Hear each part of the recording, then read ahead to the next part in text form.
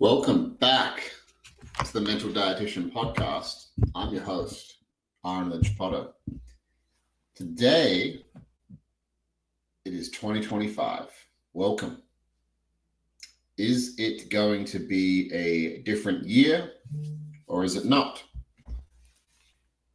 I have been, over the past 10 days on this Christmas holiday break, really settling into some things that I am going to work on this year, next year, the year after. And finally, I am getting off the bench. I said this to my good friend Marcus yesterday. I said, dude, I feel like I've been sitting on the bench, watching people on the field play that are no better than I am, and winning and crushing it and going after what they really, really want. I feel like I've been sitting on the bench, and the past 10 days, I've realized the only person that's keeping me on the bench is me. And I'm just going to get out there and start playing. And a lot of people put themselves on the bench with various stories, various constructs, various things that they believe about themselves. And hopefully you get to a point one day where you're like, fuck this. I'm going to get out in the field. I'm going to make a mess, whether that's starting your own business, whether that's finding somebody that you can have a relationship with, whether that is starting a new job, leaving a job, whether that's ending a relationship, starting a relationship, whatever it may be. If there's some version of you that feels kind of stuck in some way, shape, or form, you have to kind of build that angst to the point where you're like, fuck this, like I'm done. And for me, that is stepping into building my own business, expanding my podcast. I have been fucking around with this and getting some results. Don't get me wrong, I've been doing this for 3 years. 3 years I've had this podcast, and it has remained at a certain level, not because of any other reason than I've just haven't put real focus and energy into it. And when I have put focus and energy into it, I've got results. But I heard this quote the other day by Alex Hormozy, and I've been really diving into a lot of his stuff recently. And it's the way that guy communicates is extremely logical. He probably could be a logician. Logician is people that study logic. He said basically, this is the quote, you have to be consistent before you're extraordinary. And I listened to a podcast that he said he was listening to a man called Charlie Munger. Charlie Munger is Warren Buffett's business partner, was Warren Buffett's business partner. He recently passed away. And he was asked to speak on how to define success. Like, hey, if you wanted to create success, what would you do it? What would you do? And he was asked to reverse engineer success. He said, how about instead I reverse engineer failure? If I wanted to create failure in anything, how would I do it? And one of the things he said, I would make sure that I'm inconsistent. If I wanted a guaranteed failure, I'd make sure that I was inconsistent. And I've been inconsistent with so many things in my life. I had a big realization. I sat down yesterday and I looked at my January 1st, 2024 goals on a Word document that I created. I set about 4 to 5 in each area of my life, whether it was financial, relational, fitness, career, podcast. So I set about 20 goals, about 4 or 5 within each one. I achieved one of those goals out of all of them. Every other single one, I failed. I kind of didn't feel very good. I was like, fuck. Then I was listening to a podcast yesterday about how to set goals. And a lot of people set goals, but they are not willing to look at what they have to give up or sacrifice to achieve those goals. So for example, it's the start of the year. You'll have droves of people approaching the gym. You'll have droves of people wanting to really make a change, not being happy. Another year has rolled around. They're in the same place. I feel the same way in some areas of my life. And they have this real inspiration. And the whole zeitgeist of the current world, the whole energy that we're in right now is change, renewal, new year, new me, all that kind of shit. What this guy was saying in this podcast was basically most people create a goal, but they do not think, okay, if I want to lose 10 pounds, if I want to make this certain amount of money, if I want to spend more time with my wife, my children, whatever the thing may be that they think will create the feeling that they are looking for that they do not currently have. Every human being is either moving towards a feeling or away from a feeling, and sometimes simultaneously both at the same time. So what they want to move towards, they are not looking, okay, what do I need to sacrifice? What is the price that I am willing to pay for this thing that I say that I want? Because if you, for example, do not go to the gym at all, and you currently have a packed schedule, and you say, okay, I want to lose 30 pounds, I'm sick of the way I look, where's that going to fit in to your life? You can't add it. Well, you're just going to add it to your life with your current schedule. You've got to look at whatever the thing may be that you want to do and then be like, okay, what am I willing to give up? I have to give up something. For something to be born within ourselves, something within ourselves also has to die.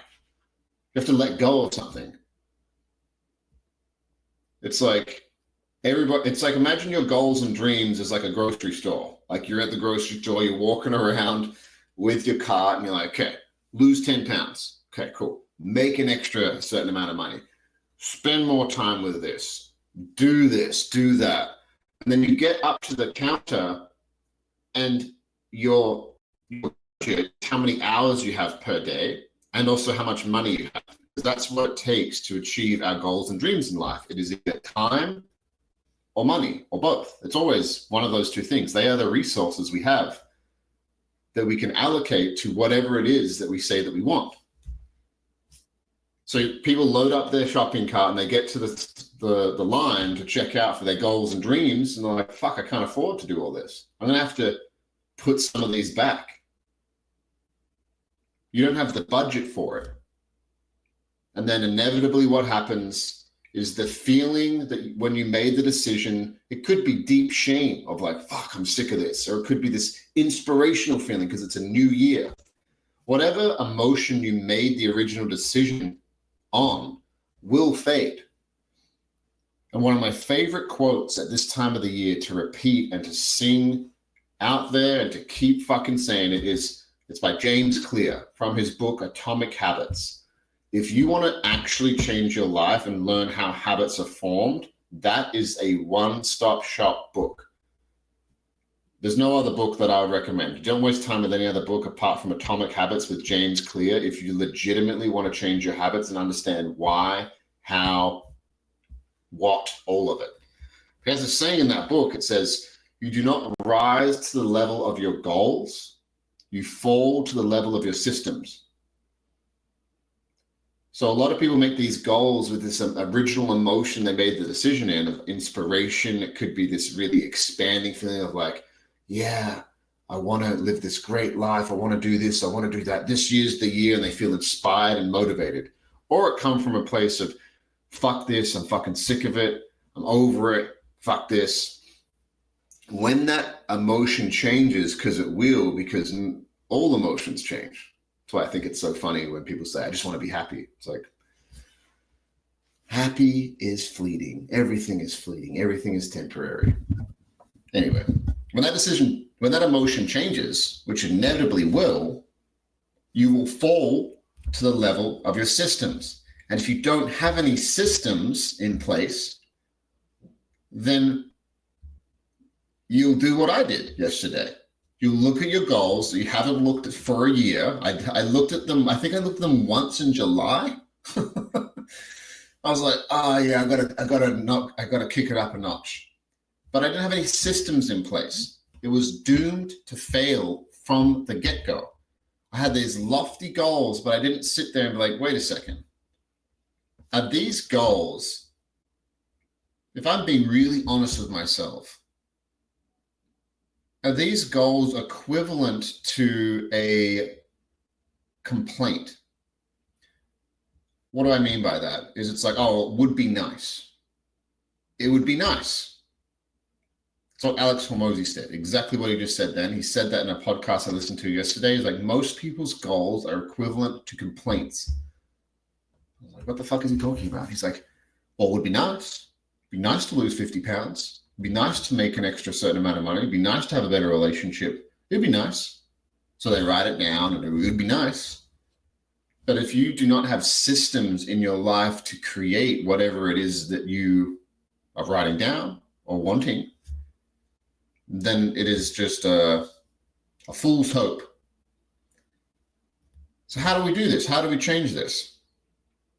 How do you actually sit down and create goals? I would say, if I could give you one message, whatever you say you want, what are you willing to sacrifice to get that? What's the price you are willing to pay? Because you will have to change something about your life. You can't just roll up to the grocery line with a cart full of goals and dreams, and then when you get there, realize that you don't have the budget with money and time to afford those goals and dreams. Feel bad about it. Let go of it. Go unconscious for a couple of months. Maybe remember it. Maybe not. And then the end of the year comes by where people reflect on things and the whole world energy is like, oh, how was your year? What do you want to achieve? And then you do the same thing over and over and over again. That's the definition of insanity. What is the price you are willing to pay for what you say you want? For me, one of the prices I'm willing to pay is I scroll on Instagram too much. I would say I scroll between an hour and 2 hours a day because I love my algorithm. My algorithm is full of fucking really cute things and great things and things that I love. It's full of great quotes. It's full of things that make me feel really good. But me taking that time, what could I do with an hour to 2 hours a day when I put it towards my own business? Another thing that I'm going to have to trade off at some point is Netflix and playing PlayStation. I play PlayStation maybe once or twice a week, but probably maybe 2 hours a week I probably play PlayStation. That I will get to a point when I'm expanding my business that I'll have to let go of that or maybe limit it. I might not have to let go of it completely, but who knows? Who knows what life will demand of me? It depends on what I say I want. Which brings me to the next subject. Men, if you are listening to this, my best friend Marcus and I have created a group called the Elysium Brotherhood. I am so unbelievably excited about this. It is a men's group for conscious men that want to live a holistically successful life. What does holistically successful mean? Too long has society defined success within men as either money or how they look. It's usually one of those two things. There's nothing wrong with making a shit ton of money. I'm going to make so much money in my lifetime. I want to look fantastic and feel good and feel sexy when I take my shirt off. I do. But there's other factors here. Do you have a regulated nervous system? Do you react? Are other people an author for your emotional state? What I mean by that, well, if that person treats me well, then I'm happy. Or if that person's happy, then I'm happy. Or you made me angry. That other person is now an author for your emotional state. That is a victim mentality. Is that the reality you live in? That other people control your emotional state because you don't know how and you haven't learned the tools of how to emotionally regulate yourself? That's another level of success. Relationships. Do the people that love you and care about you the most respect you the most? Or do the people that are around you that get closer and closer and closer to you see the way that you manipulate and change or whatever it may be, and the reactivity you have and how unconscious you are, and how you can't talk about certain things with Bob. Yeah, don't bring up his ex, or don't bring up the job, or don't bring this up because he doesn't like that. Spiritually, financially, physically, emotionally, psychologically, relationally, that's what this men's group is about. Marcus and I are creating a monthly curriculum. We will cover different topics per month. And each month, we will bring in a guest expert speaker in that field. I have had so many great guests on this podcast.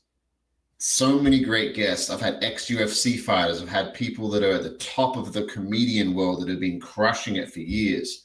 I have had coaches, like I've had dietitians that talk about real deep stuff around food and how that works. I've had so many wonderful people. Each one of those people, if I can, will be the expert speakers, plus everybody Marcus knows. Marcus, if you don't know who he is, Marcus Bledinger, I did a podcast with him. Go find it. That guy is an expert in human movement. Like it is insane how much he knows about human movement. He's also an expert in death. What does that mean? Well, death is, it gives life meaning. The reason why life is beautiful, because it ends. So he teaches people that if you can focus on death for a little while, you don't have to focus on it all the time. It actually brings you back to the present and allows you to live a beautiful, wonderful life. He's been doing his work for years.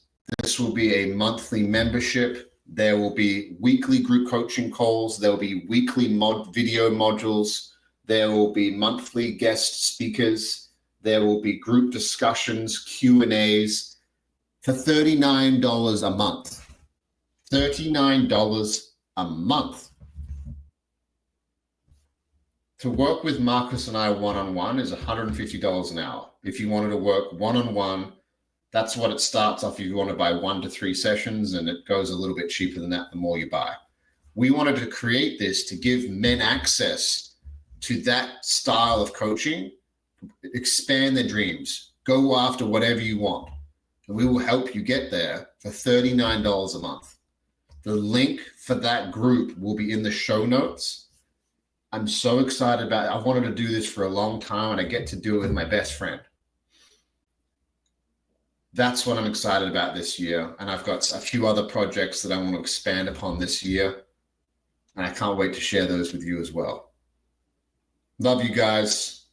If you're interested in that group, click the link in the show notes. And I look forward to seeing you there.